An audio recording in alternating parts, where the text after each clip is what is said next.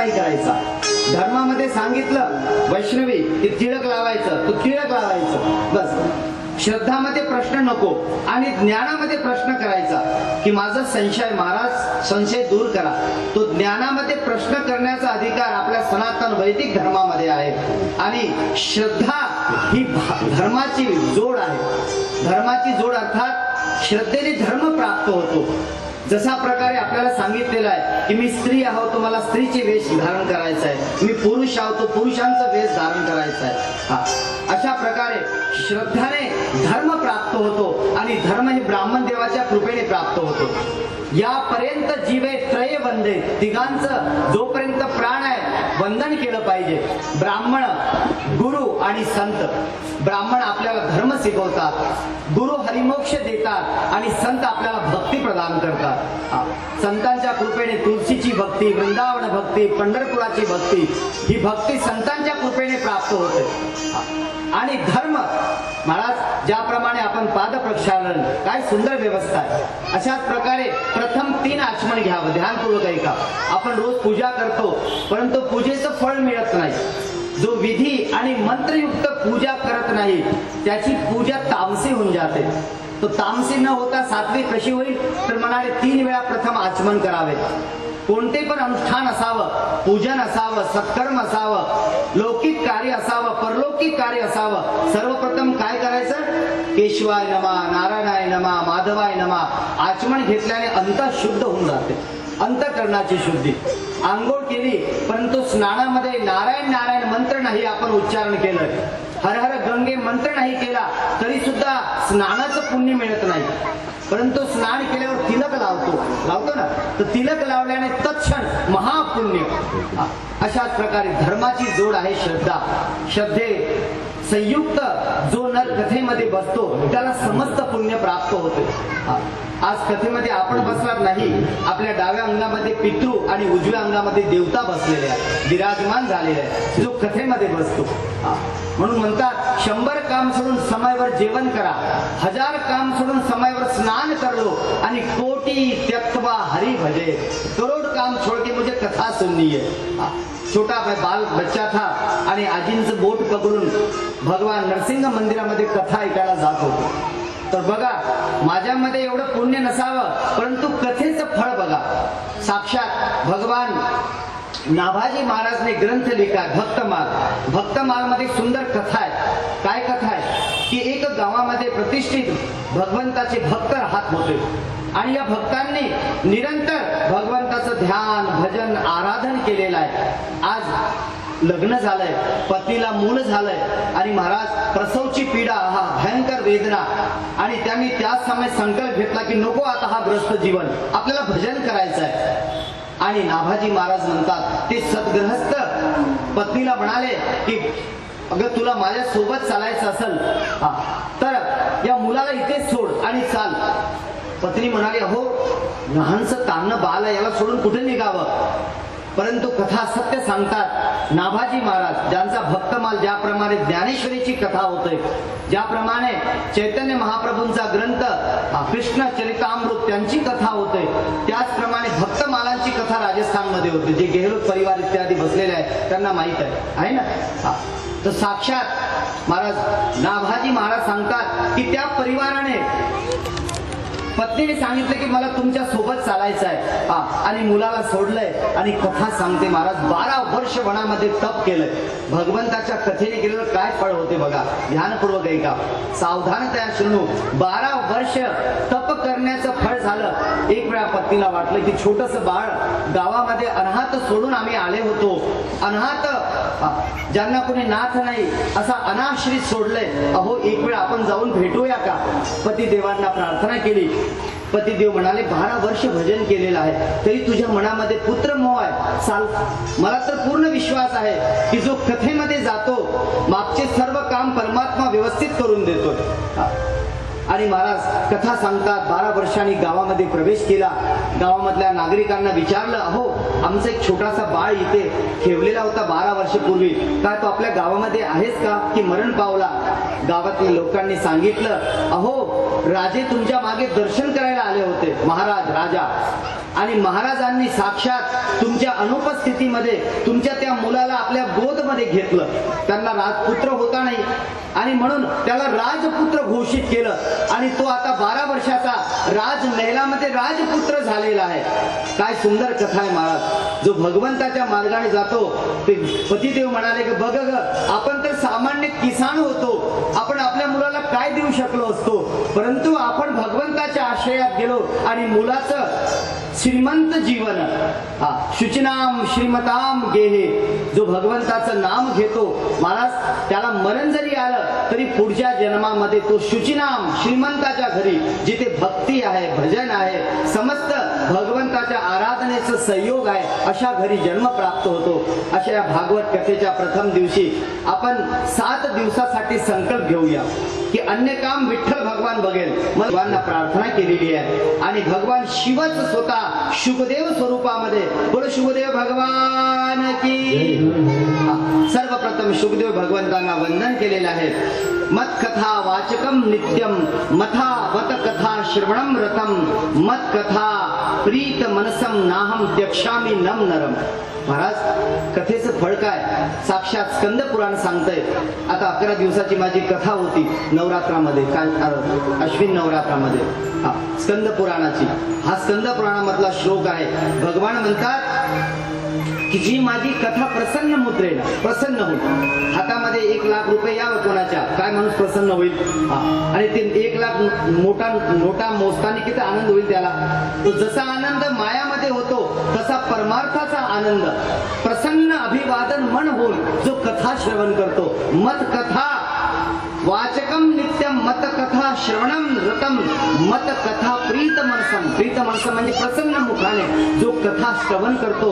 भगवान म्हणतात ज्याप्रमाणे आपल्या वासरांसाठी गाय किती धावत येते गोष्ट मध्ये, त्याचप्रमाणे भगवान म्हणतात त्या भक्ताच्या हृदयामध्ये मी धावत प्रवेश करतो. धावत प्रवेश. अशा भागवत कथेमध्ये सर्वप्रथम नैमेषे श्रुतमासेनम अभिवादस्यम महामतीम. नैमिषारण्यामध्ये 88,000 ऋषी मुनी बसलेले आहेत. कोण आहे? समस्त ब्राह्मण विप्र समाज. 88,000. बघा 50 नंतर 51 52 अर्थात 1 52 53 54 बोलते ना, तर 50 झालं आता इनफ, फार झालं. आपल्या हातून मुलाबाळांना वाटून द्यायला पाहिजे. जो वडील सुखी आहे, प्रबोध आहे, त्यांनी आपल्या हातून आपल्या मुलांना जे काही द्यायचं त्याचा निर्णय घेतला पाहिजे. आणि जे मोहासक्त असतात, नाही नाही माझ्या हातून मी माझ्या प्रॉपर्टीला कसं देऊ, मग हेच मुलं, एक फार भोळा आहे आणि एक फार चतुर आहे, तर त्या चतुराने त्या मुलाला मग कोर्टाची पायरी दाखवली. झालं ना सर. म्हणून शास्त्राचा नियम काय? शास्त्र संमत की ज्याप्रमाणे ऋषभदेव महाराजांनी आपली धनसंपत्ती आपल्या मुलांमध्ये वाटून दिली, अशाच प्रकारे जीवता क्षणीत आपल्या हातून आपल्या मुलांना ठीक ठीक सांगोपांग करताना त्यांना जे काही द्यायचं आहे त्यानुसार दिलं पाहिजे. तर कथा सांगतात 50 नंतर तुम्ही 51 52 असं नाही की 50 नंतर मुलगा तुमच्याच नावानं अजून काही काय म्हणतात लोन घ्यावा, असं कार्यक्रम न व्हावा. म्हणजे 50 नंतर छान विठ्ठल मंदिरामध्ये बसून कथा ऐकायची सुटलं आणि मनावर मला दडपण आलंय की मुलाने माझ्या नावाचं कर्ज घेतलं आणि आता माझ्या पेन्शनवर आलेली आहे, आता सांगा काय झालं. असं होतंय ना. म्हणून यापूर्वी शास्त्र वचन, जो शास्त्रात कथा श्रवण करतो त्याला धर्म अर्थ काम आणि मोक्ष चारों चतुष्पुरुषार्थ होतंय. सावधानीने ऐका. सांगतात श्री नैमिषारण्यामध्ये 88,000 महापुरुष बसलेले आहेत आणि महामतीम कोण? ज्यांना ब्रह्माजीने पाठवलेला आहे. सूतजी महाराज. बोलो सूतजी भगवान की.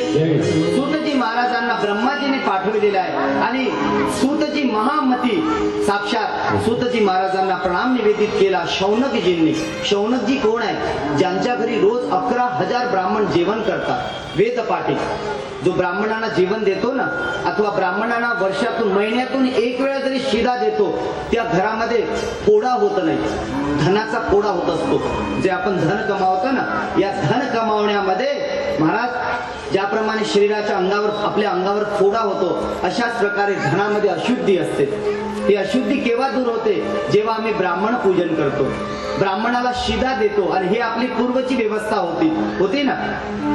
आमच्या घरात सुद्धा लहानपणी आम्हाला आठवते की घरामध्ये ब्राह्मण यायचे आणि कपिलेश्वर वैनगंगा नदी तिथे मंदिर होतं आणि तिथले महिन्यातून एक वेळा ब्राह्मण यायचे आणि काही ठीक ज्या घरामध्ये शुद्धी आहे अशा घरामधून तेल तूप जे काही हवंय 5 किलो आटा आणि अशा प्रकारे त्या घरामध्ये शुद्धी राहते.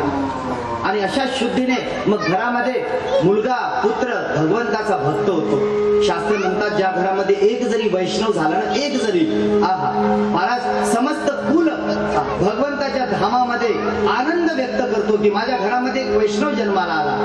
आणि इथे तर भागवताच्या आरंभी पांडवांची कथा आहे. पांडव ही मोक्ष कथा आहे. समस्त भक्त आहे. 5 पांडव भक्त, द्रौपदी भक्त, कुंती महाराणी भक्तानी, उत्तरा भक्तानी, अभिमन्यू भक्त, साक्षात परीक्षित भक्त, अशी भागवत कथा.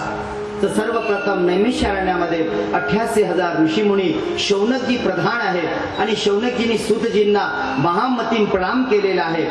महाराज सर्वप्रथम अज्ञान ध्वंस विध्वंस कोटी सूर्य समप्रभ. वक्ता कसा असावा? ज्याला आजकल छोटे से बच्चे से कथा करानी है. अरे छोटा सा बच्चा है भाई, ये कोई खेल है क्या? कोई एक ही शुभदेव हो सकते, कोई एक ही भगवान साक्षात ऋषभदेव हो सकते. हर कोई ऋषभदेव नहीं बन सकता. बन सकते क्या? ऋषभदेव जो पूर्ण महाराज अवधूत है, ऐसे अवधूत बनना सामान्य बात है. हर बात का स्वांग नहीं हो सकता. भुकेल्या माणसाला पोटावर शिदोरी बांधावी आणि पोटाला जेवण न द्यावे, होईल का? चालेल का? हर कोई अवधूत नहीं हो सकता. उसी प्रकार कथा कौन करना चाहिए? जो विप्र है, जो वेद विशारद है, जिसने पुराण श्रवण किए, जिसने गुरु की सेवा की है, जी धाम में दर्शन, धाम में वास करता है, ऐसों के मुख से कथा सुनने से सर्वोपरि लाभ होता है. तो सूत जी आप साक्षात विप्र कुल से है, आप साक्षात भगवान ब्रह्मा जी के द्वारा निर्दिष्ट है, तो आपको हम प्रणाम करते हैं. कोटी सूर्य समप्रभा तुमची प्रभा आहे. आणि महाराज शौनकजी महाराज म्हणतात सुता क्या ही कथा सार मम कर्ण रसायनम. ध्यानपूर्वक ऐका. या कलियुगामध्ये अशा किती कथा निर्माण झालेल्या आहेत. काय कथा की आता रामकृष्ण घरातून काढा, गणपती काढावे आणि आमची कथा चालू करावी. आमचं पुस्तक बनलेलं आहे, आमचा फोटो घरामध्ये लावा. याला मतपंथ म्हणतात. आणि या मतपंथांमध्ये जो वैदिक धर्म आहे त्याचा त्याग होऊन जातो. आद्य गुरु शंकराचार्य महाराज म्हणतात आदि देवम गणनाथमचम देवी रुद्रम केशवम. 5 देवांची निरंतर आराधना केली पाहिजे. आदिदेव म्हणजे भगवान सूर्य, गणनाथ अर्थात गणपतीजी, भगवान सूर्य, गणपतीजी, भगवान विष्णू, भगवान शिव आणि भगवती. 5 आराधना विना या वैदिक धर्माचा महाराज दर्शन शास्त्रच होणार नाही. काय सुंदर दर्शन शास्त्र आहे. गणपती बुद्धींचे दाता, शिवजी विद्यांचे दाता, सूर्य आरोग्यांचे दाता, विष्णू भगवान भक्तीचे दाता, अशा आणि साक्षात शक्तीची अधिष्ठात्री माँ भगवती परांबा त्रिपुर सुंदरी राजराजेश्वरी. बोल दुर्गा मैया की. आणि काय सनातन धर्म आपला ठीक समयावर शिवरात्री, जन्माष्टमी, नवरात्री बराबर 5 पूजन. परंतु सावधान, पुन्हा सावधान करतोय. कली काळामध्ये असे मतपंथ झाले की महाराज या मतपंथांनी लुप्त भय सतग्रंथांनाच लुप्त करून टाकलं. आता ज्ञानेश्वरी नाही, भागवत नाही, रामायण नाही. मग काय म्हणे आमचं कुठं तरी रामायण चालू करा. त्यांचं नवीनच कोणतं रामायण, अजून काय काय नाव असतात, असे पंथ चालू झाले. बस अति नाही. ओम शांती. बोला ओम शांती. 3 वेळा म्हणा ओम शांती, ओम शांती, ओम. तो ऐसे धर्म हो गए, ना राम है ना कृष्ण है, अब काय की शांति भैया? जिसमें राम नहीं कृष्ण नहीं तो कहाँ की शांति? समझ गए? तो ऐसे में हमें वैदिक धर्म का श्रीमद् भागवत महापुराण श्रवण करने का सौभाग्य मिल रहा है. सूत जी महाराजांना सांगतात की शौनकादी ऋषी म्हणतात महाराज आम्हाला कृष्ण प्राप्तिक्रम शाश्वत साधन सांगा, ज्या साधनाने भगवान बालकृष्णांची प्राप्ती व्हावी. शाश्वत साधन. भगवान सुद्धा शाश्वत आहे आणि प्राप्ती सुद्धा शाश्वत अशी द्यावं. साधन पण कृष्ण आणि साध्य पण कृष्ण, असं शाश्वत साधन. महाराज कृष्ण प्राप्ती शाश्वत साधनम सांगावं, चिंतामणी लोके सुखम सुरद्रु स्वर्ग संपदम प्रयस्सितो गुरु प्रीतो वैकुंठ हरी दर्शनम. अहो, आपल्याला चिंतामणी नावाचा दगड भेटला पारस, तर आपल्याला या लोकातलं जे काही सुख हवे मिळेल. आपल्याला कल्पद्रुम अर्थात स्वर्गातला वृक्ष मिळाला तर स्वर्गातलं सुख मिळेल. परंतु गुरु मिळाले जे हरी मोक्ष दाते आहेत, त्यांच्या जीवनामध्ये रामकृष्ण हरी आहे. अशा भगवंत प्राप्तीने ज्यांचं जीवन सार्थक झालेलं आहे, अशा गुरूंच्या कृपेने हरी मोक्ष दानम. भागवतेच्या कथेचा ज्यांच्या कंठाशी संबंध येतो तो वैकुंठाचा अधिकारी होऊन जातो. अशी महानतम भागवत कथा कृष्ण प्राप्तिकर शाश्वत साधन आम्हाला सांगावं. शुकदेव महाराज परीक्षित साक्षात सूतजी महाराज म्हणतात, एक वेळा भगवान शुकदेव महाराज परीक्षितांना कथा श्रवण करवित होते आणि त्या समयी आकाशामधून देवतांनी आगमन केलेलं आहे. कथेमध्ये पूर्वी सांगितलं मी, कथेच्या आरंभी आपण जेव्हा येतो तो देवता आसन घेऊन येतात. आसन द्यावं लागत नाही, आसन घेऊन येतात. आणि खरंच सांगतो महाराजांचे आगमन झालं वृंदावनातून. साक्षात माझा पांडुरंग विठ्ठल बाळ कृष्ण वृंदावनातून आलेला आहे. मी 2 महिने झाले वृंदावनात गेलो नाहीये. 2 महिने वृंदावनात कथा झाली आणि वृंदावन, अयोध्या, काशी, गया, 2 वेळा काशी गया. साडे ब्राह्मण असेल तर प्रथम ब्राह्मणाला नमस्कार करा.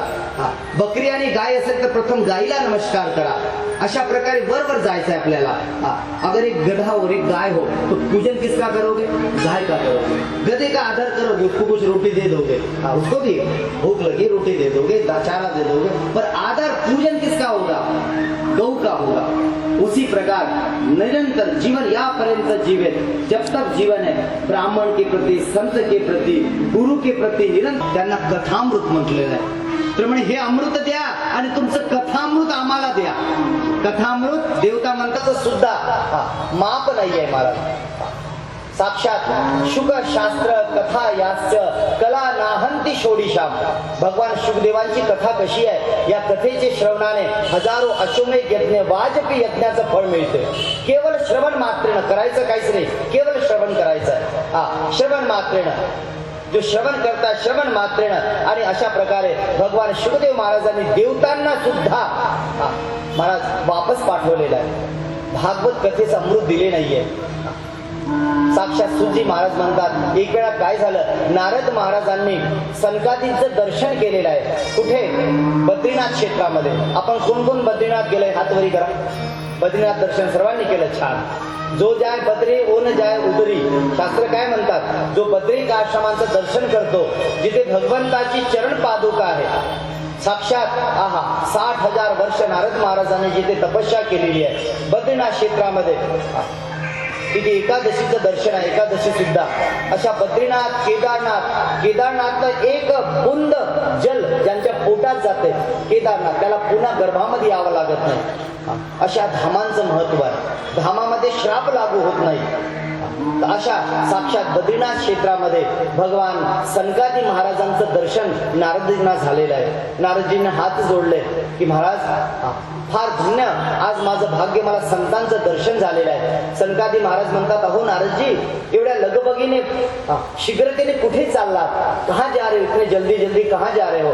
तेव्हा श्री नारदजी महाराज म्हणतात सनकादींना, मी देव सभामध्ये, देव सभेमध्ये ऐकलेलं आहे.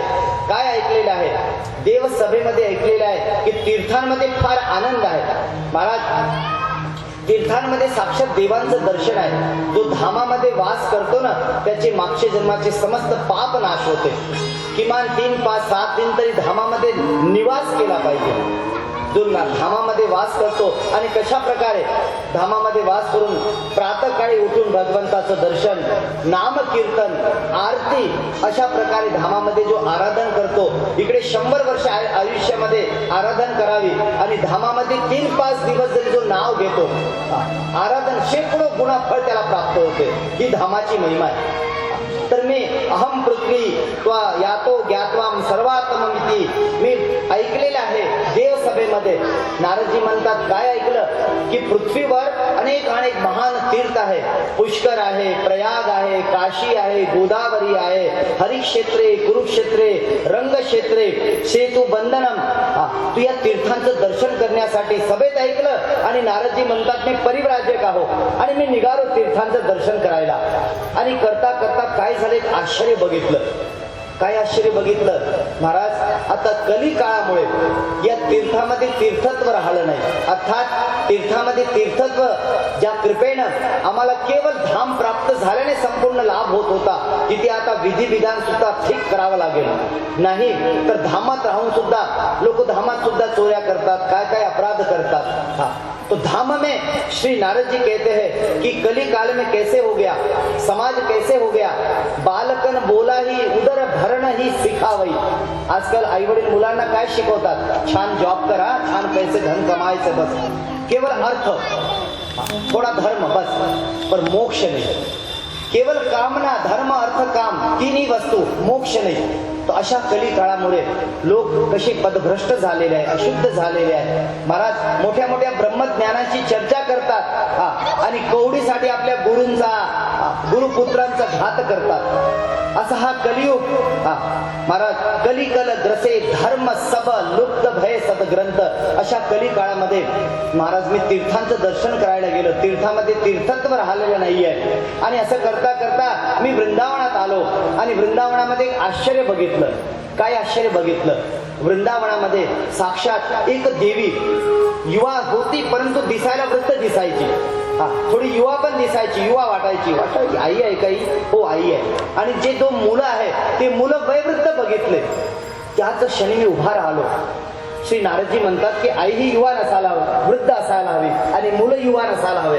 परंतु मुलं वृद्ध बघितले आणि आई महाराज युवान बघितली. आणि त्याच समय त्या देवींची नजर माझ्यावर पडलेली आहे. देवी म्हणाली, भो भो साधू शरम तिष्ठम मच्चिंतामपि नाशयम. अहो साधू, भो म्हणजे भवतु भिक्षाम दे. भो सविशेषण आहे संस्कृत मध्ये. की थांबा थांबा महाराज, थोडं थांबा, आपण थोडं थांबा. संतांच्या दर्शनाने पाप नाश होते. संतांच्या डोक्यावर टिळक असतो, सुंदर माळा असते.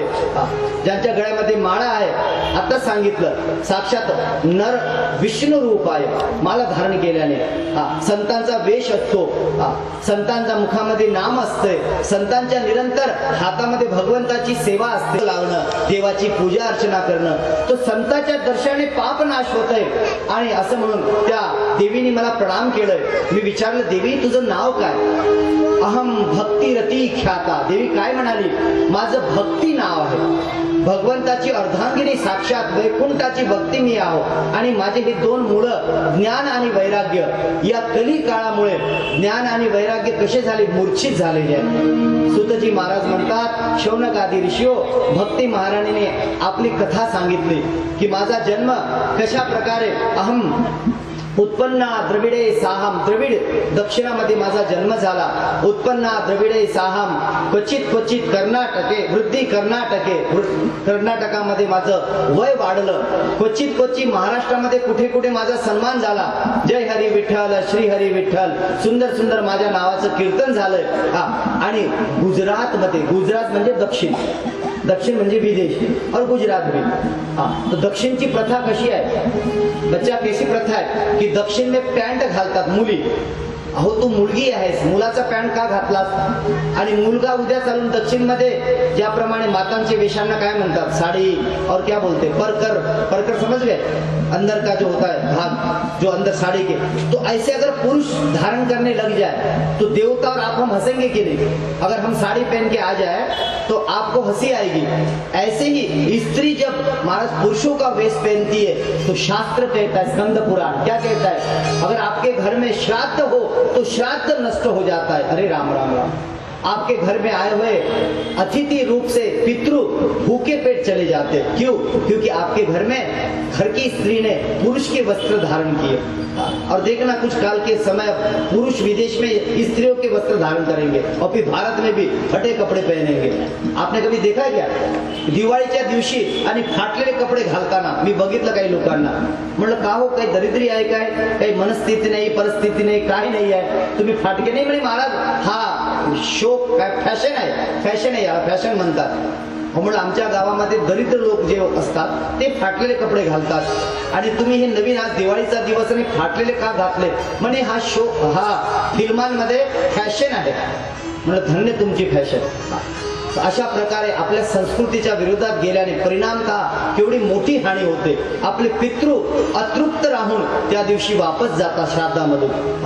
तर अशा प्रकारे महाराज सांगतात की जीवनामध्ये भक्ती आणि ज्ञान वैराग्य यांची कथा शुकदेव महाराज परीक्षेत साक्षात सूतजी महाराज शौनकांना सांगतात की महाराज कशा प्रकारे दक्षिणेमध्ये जी संस्कृती विहीन लोक आहेत त्यांचं आपण जीवनामध्ये आचरण केलं तर जीवन कसं नष्ट भ्रष्ट होऊन जाते.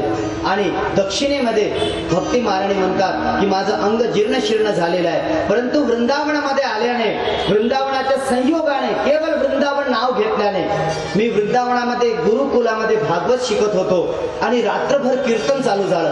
कीर्तनाचे शब्द केवळ दोनच होते, वृंदावन वृंदावन, बस एवढेच शब्द, आणि रात्रभर त्याचं कीर्तन चालू. मी आचार्यांना विचारलं, अहो वृंदावन वृंदावन हे या नावाचं कीर्तन का? आचार्य म्हणाले, बाळा वृंदावन वेदामध्ये मंत्र आहे. कस्य वनहा, तो ब्रह्म कोण्या वनात आहे? यस्य सवय वृंदावनहा, तो ब्रह्म वृंदावनामध्ये आहे. म्हणून वेदाचा मंत्र वृंदावन आहे.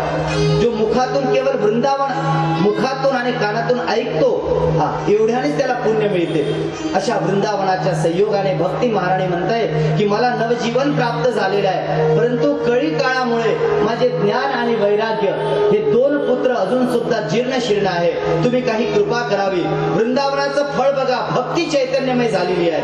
आहा, आइये. श्री राधे राधे गोविंद गोविंद राधे राधे राधे गोविंद गोविंद राधे राधे राधे गोविंद गोविंद राधे राधे राधे गोविंद गोविंद राधे. इको सोडा, इको. राधे गोविंद गोविंद राधे राधे राधे गोविंद गोविंद राधे राधे राधे गोविंद गोविंद राधे.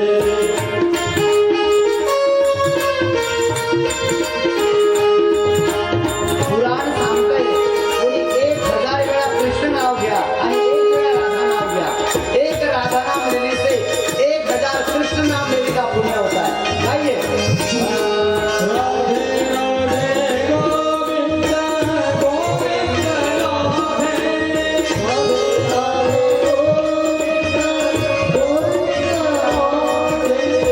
राधे राधे गोविंद गोविंद राधे राधे राधे गोविंद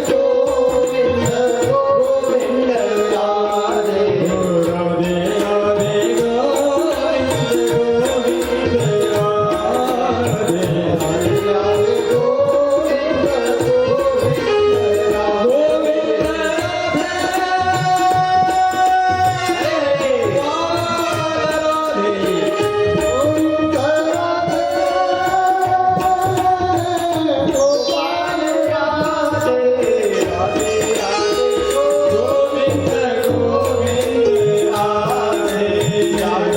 राधे गोविंद गोविंद राधे राधे राधे गोविंद गोविंद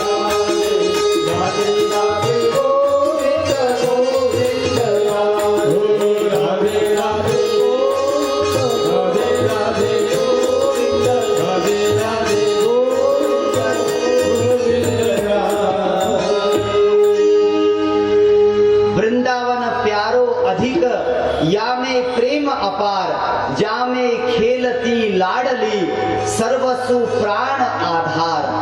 साक्षात भगवंता नाव कृष्ण नावाची नाम मंत्र दात्री भगवती महाराणी श्री राधाजींचा वास आहे. म्हणून श्री वृंदावन कसं आहे?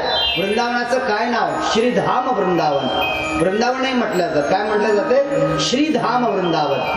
साक्षात माँ भगवती कात्यायनी, साक्षात भगवती चंडिका, 2 शक्तीपीठ आहेत. वृंदावनात दर्शन केलं असेल कात्यायनी मंदिर, चंडी मैया भगवती साक्षात चामुंडा मैया दर्शन किया नाही? चामुंडा मैया भगवती 2 शक्तीपीठ जिथे आहे, माँ भगवती राधा राणी, म्हणून श्रीधाम वृंदावन.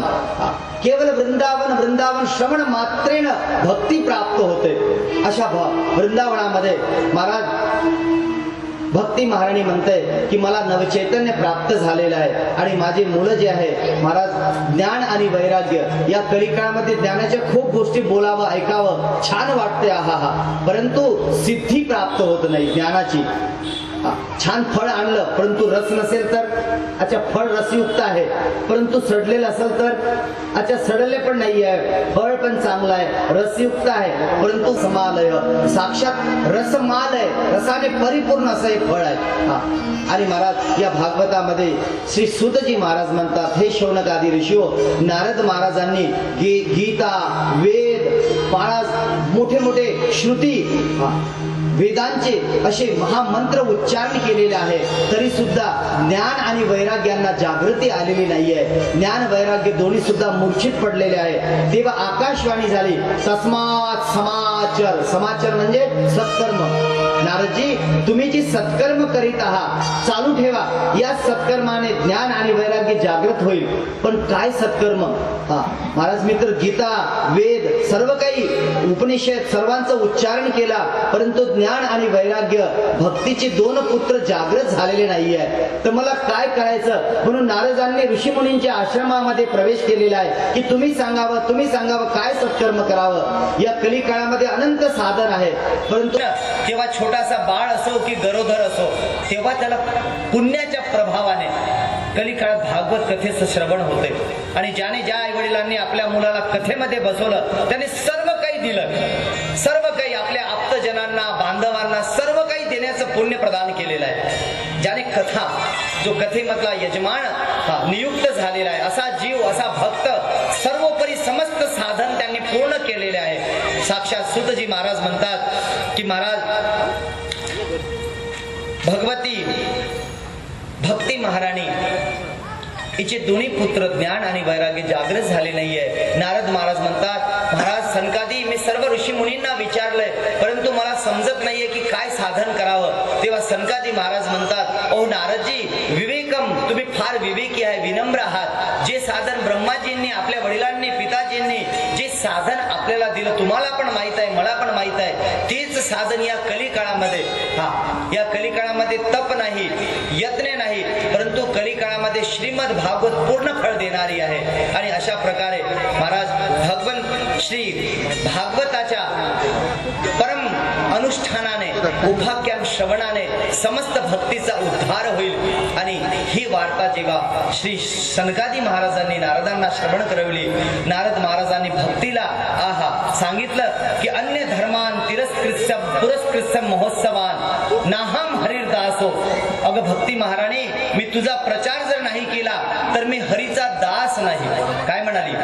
साक्षात नारदजी म्हणतात, कली काळामध्ये भक्तीचा प्रचार जर मी नाही केला मी हरीचा दास नाही. अशा भक्तीला अन्य धर्मांना तिरस्कृत करून सुद्धा भक्तीला प्रथमतः असं समोर करेल. आणि महाराज अशा भक्तीला भगवान श्री नारदांनी प्रधानता दिलेली आहे. म्हणतात, पापी नोपी गमिष्यामी कृष्ण मंदिरे. किती पाप जरी असलं, असा पापी जरी मंदिरामध्ये जेव्हा प्रवेश करतो, मंदिरामध्ये प्रवेश केल्याने समस्त पाप नाश होते, त्याला यमराज बघू शकणार नाही.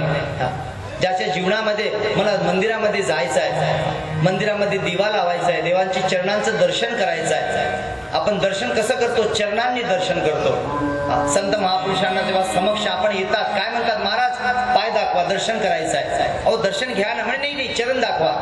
अशाच प्रकारे देवाच्या मंदिरामध्ये आपण जेव्हा प्रवेश करतो तो काय बघितलं पाहिजे? देवाची चरण बघितलं पाहिजे. आणि धन्य हा पंढरीनाथ, से विरोध नहीं लेना चाहिए. वहां से विरोध लिया तो फिर खाना बंद हो जाएगा, भोजन नहीं मिलेगा. फिर जब घर जाएंगे मायके में तो महाराज पत्नी बोलेगी, देखो जी आपने कैसा ऐसा व्यवहार किया था, इसलिए यहाँ से भूखे जाना पड़ रहा है आपको. तो साक्षात भगवान अपने मायके वाले इस विदर्भ में बड़ा ध्यान रखते हैं. धन्य पंढरपूर.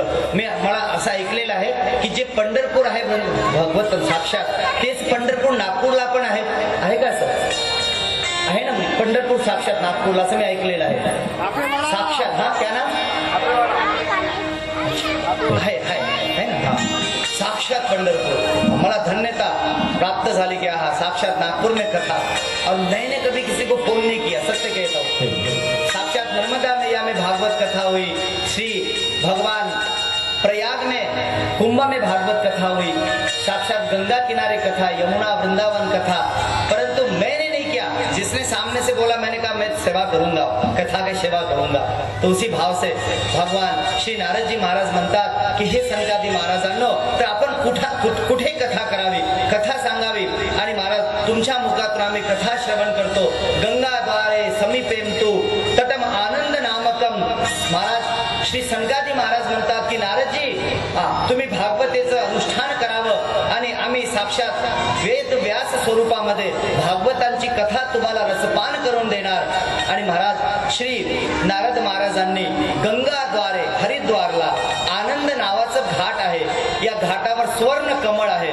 आहा, जिथे वाघपण आणि गायीपण एकाच तटावर पाणी पित आहे, वैर नाही आहे, अशा हरिद्वार क्षेत्रामध्ये ज्यांना ऋषिकेश म्हणू आपण, ऋषिकेशला साक्षात आनंद नावाच्या घाटावर महाराज समस्त ऋषी मुलींना आमंत्रित करण्यात आलेले आहे। नारदजी यजमान स्वरूपामध्ये व्यवस्थित बसलेले आहे की मला 7 दिवसासाठी नारदींनी आणि सर्वांना संकल्प दिलेला आहे। आज यजमान महाराजांनी संकल्प घेतला, प्रतिनिधी भूतवा आणि यांच्याद्वारे समस्तांचं कल्याण होईल। यजमान को 7 दिन बराबर व्यवस्थित झूठ नहीं बोलना, मौन रहना, जी झूठ की बात है, क्रोध नहीं करना, पूर्ण ब्रह्मचर्य, आंखों से मन से अपवित्र वस्तु नहीं देखना। 7 दिन हो सके तो नीचे सोना, हो सके तो प्याज लहसुन मत खाना। 7 दिन हम तो एक समय जीवन करना। तो ऐसे इस प्रकार से अनुष्ठान में जितनी शुद्धि रखो आहा उतना फल प्राप्त होता है। महाराज कथा कहते हैं कि समस्त ऋषि मुनि महाराज रामस्तथा गादि सूतस्य शाकलो मृकुंड पुत्रः पीपलादा योगेश्वर व्यास पाराशरो छाया शुकदेव महाराज, पीपल महाराज, साक्षात भगवान मार्कंडे ऋषी, समस्त ऋषी मुनींना आमंत्रण करण्यात आलेलं आहे। आणि एवढंच नाही, समस्त तीर्थ आलेले आहे। जिथे भागवत कथा नियोजन असते तिथे तीर्थ येतात। तीर्थामधली गंगा, सरिता, पुष्कर आदी समस्त नदिया सुद्धा प्रवेश करतात जिथे भागवताची कथा होते। महाराज सांगतात गंगा नद्या समस्त गुरुत्वा तत्रम नायनाम मृगा संबोधचानयम। समस्त ऋषी मुनी तीर्थ आणि समस्तांनी वास केलेला आहे। साक्षात श्री नारद महाराजांनी सनकादींना तिळक केलेला आहे, पूजन केलेलं आहे, पादपूजा झालेली आहे, चरणांची पूजा झाली आणि श्री कुमार सनकादी महाराजांनी भागवताची महिमा सांगितली। भागवत नाही, आता महिमा, केवळ महिमा। काय महिमा सांगितली? यस्य श्रवण मात्रेण मुक्ती करतले स्थिता। ध्यानपूर्वक ऐका, कथा केवल श्रवण मात्र से, केवल श्रवण, कान में श्रवण मात्र से मुक्ती करतले।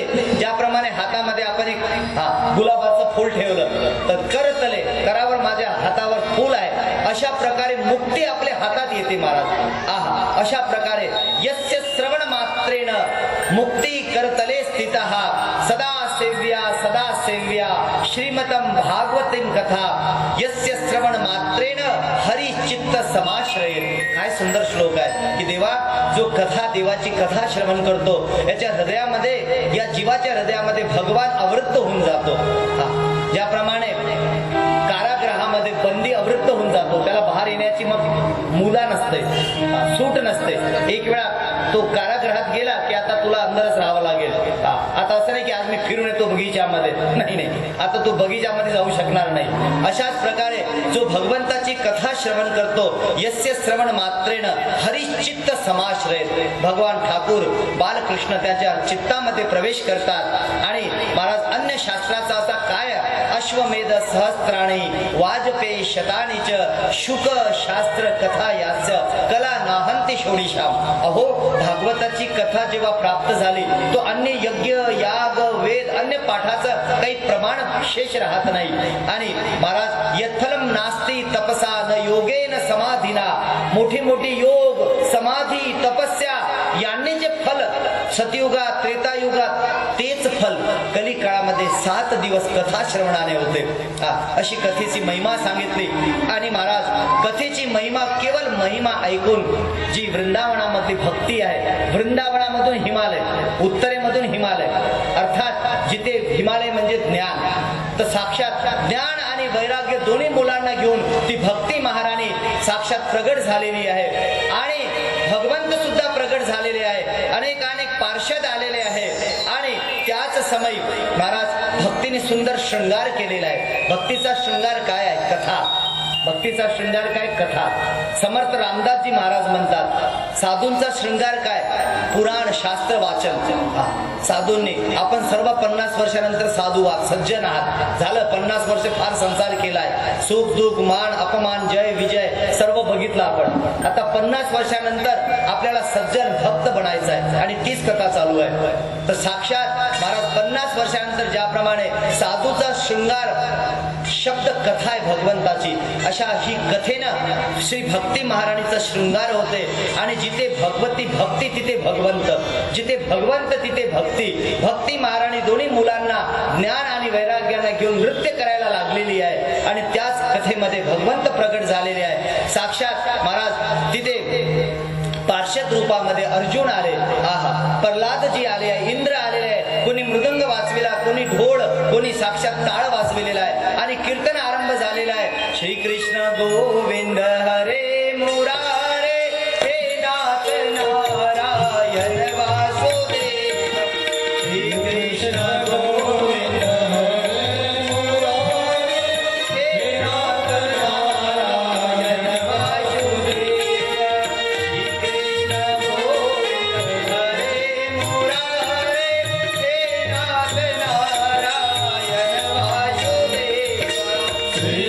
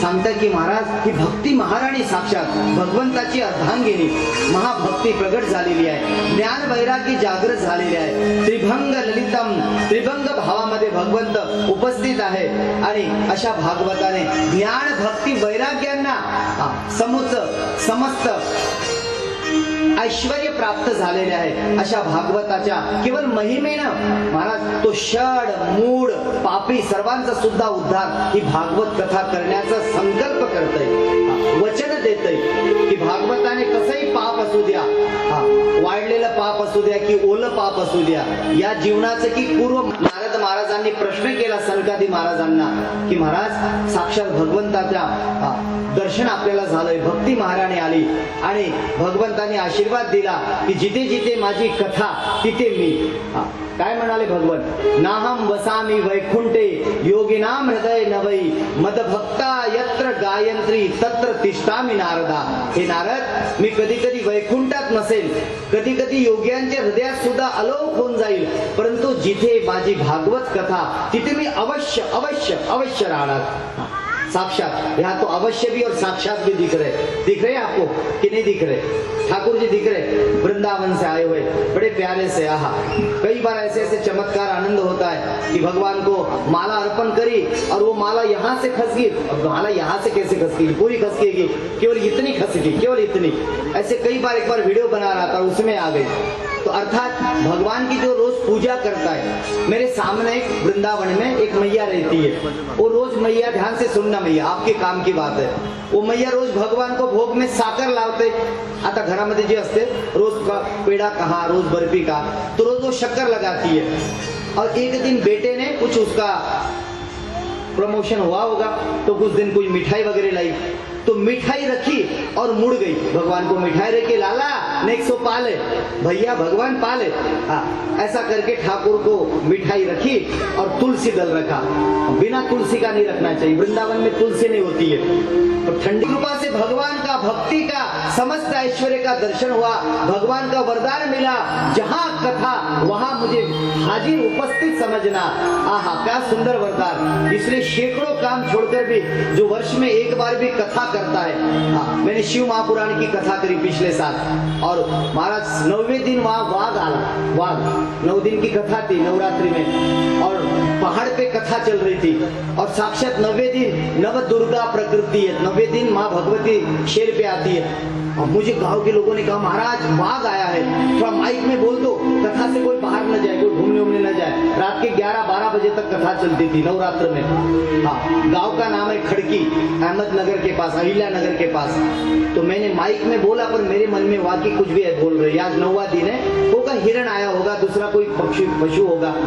पर उस दिन ये महात्मा को मराठी आती नहीं, जगन्नाथपुरी का महात्मा है मेरे साथ। तो ये 9 दिन मेरी कथा में बैठा, उस दिन इसको लगा कि कथा लंबी चलेगी, आज अंतिम दिवस है। तो ये महाराज उस दिन पैदल निकल गया पहाड़ से, और इसको दिख गया, इसने शेर देखा। अब प्रमाण है, सत्य झूठ क्यों बोलेगा? तो समाज के बैठे हुए लोगों ने बोला और महात्मा ने भी बोला। तो फिर मैंने जब आश्रम वापस गया, रात्रि जहाँ निवास है, तो इन्होंने कहा कि मैंने भी वाघ देखा। हाँ, तो फिर मुझे सत्य लगा, अब तो प्रमाण हो गया सत्य।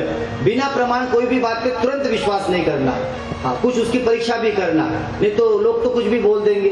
तो आपने हाँ हाँ हाँ, और फिर ऐसी बात मंच से बोलने से पाप लगता है। तो 9वें दिन साक्षात वाघ आया, लोगों ने भी बोला, इन्होंने भी देखा, और लोगों को भी बड़ा आनंद आया कि महाराज 9 दिन की कथा, वाघ कथा में आया, और दूसरी बार फिर कथा रख ली मेरी, बड़ा अजय हो, अच्छी बात है। हाँ, और इस बार स्कंद पुराण की कथा हुई, पिछले बार शिव पुराण, स्कंद पुराण, अब तीसरे साल की फिक्स कर ली उन्होंने कि बोले ब्रह्म वैवर्त पुराण की कथा सुननी महाराज। हमने कहा बहुत अच्छी बात है, 16,000 का स्कंद पुराण का सेट लाया। हाँ, और इस प्रकार से पुराण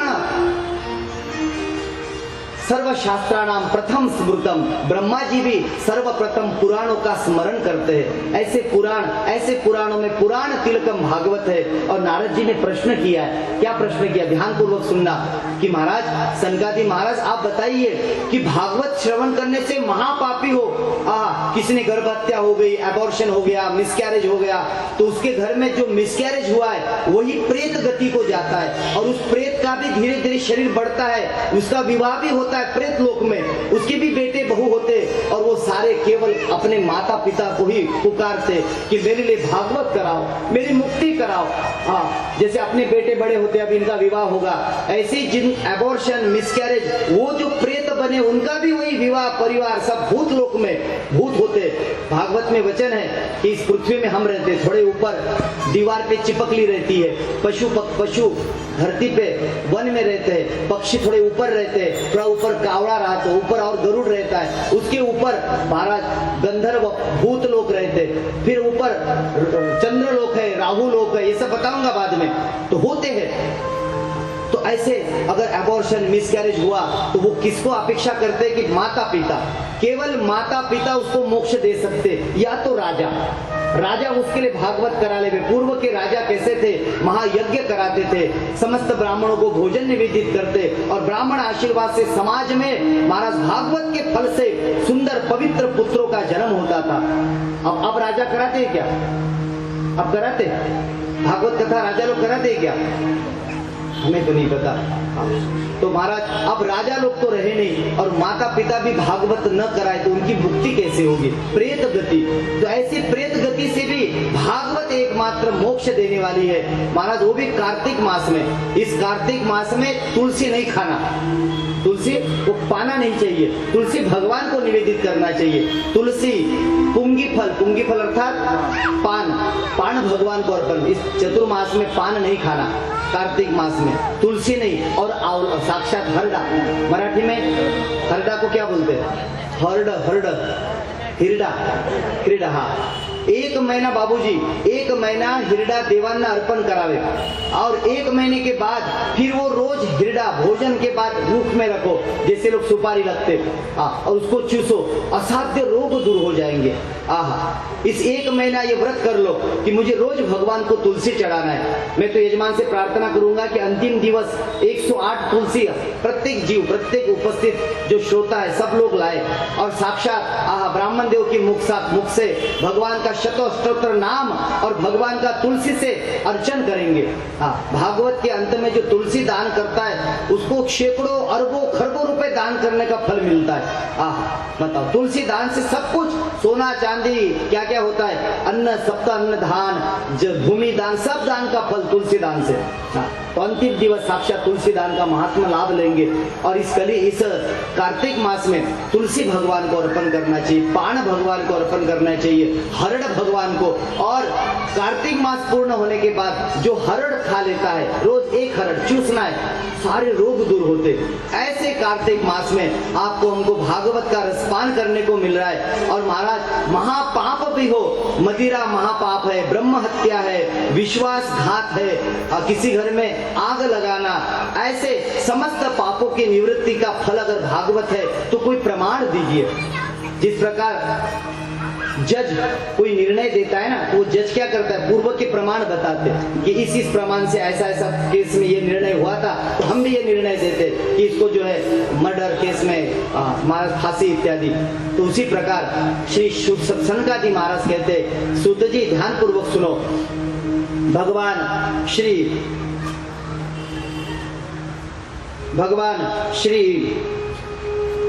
आत्मदेव अत्र ते कीर्तयिष्यामं इतिहासं पुरातनम यस्य श्रवण मात्रेण पाप हानि प्रजायते। एक इतिहास बताते, एक साक्षात घटना बताते। इतिहास माने घटना, क्या घटना? इसको सुनने मात्र से, अस्य से कीर्तयाम, इसका कीर्तन सुनने मात्र से, श्रवण मात्र में पाप हानि, पाप नष्ट हो जाएंगे। ध्यान से सुनना। और महाराज श्री संत्यादि महाराज कहते, तुंगभद्रा तटे अनुपम नगरे आत्मदेव नामस्य ब्राह्मण। एक तुंगभद्रा नदी के किनारे अनुपम नाम का नगर है और आत्मदेव नाम का ब्राह्मण रह रहा है। उसकी धर्मपत्नी का नाम है धुंधुली। और ये आत्मदेव कैसे है? साक्षात्कार, जैसे सूर्य भगवान का प्रकाश, ऐसे उसका ज्ञान का प्रकाश है, समस्त उपाय उसको पता है। ऐसे आत्मदेव ब्राह्मण के घर में समस्त धन है, वैभव है, कीर्ति है, 4 गांव के लोग उनको पूजा के लिए बुलाते हैं, पवित्र ब्राह्मण है, समस्त है। परंतु क्या एक दुख है। सूत जी महाराज कहते, क्या दुख है? महाराज, पुत्र नहीं उनके घर में। संसार में पुत्र परंपरा अवश्य चलनी चाहिए, कुल दीपक, वंश परंपरा।